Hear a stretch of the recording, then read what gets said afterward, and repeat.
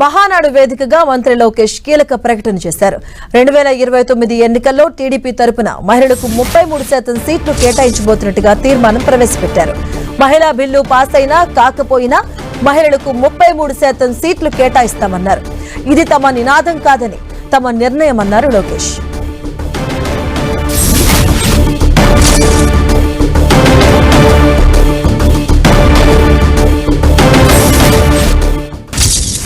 మనం స్త్రీ శక్తిని నమ్ముకున్న వారం ఆ బిల్కి సంపూర్ణ మద్దతు మనం తెలిపాం. కానీ ప్రతిపక్షంలో ఉన్న కాంగ్రెస్ పార్టీ దాంతోపాటు ఉన్న కొంతమంది అలయన్స్ పార్ట్నర్స్ అందరూ ఆ బిల్లు ముందరికి వెళ్లకుండా చేశారు.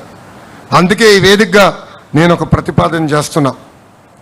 రాబోయే రోజులు పార్లమెంట్లో బిల్ పాస్ అయినా అవ్వకపోయినా తెలుగుదేశం పార్టీ కనీసం 33% స్థానాలు మహిళలకి రిజర్వ్ చేయాలని నేను ఈ సభాముఖంగా తీర్మానం చేస్తున్నా.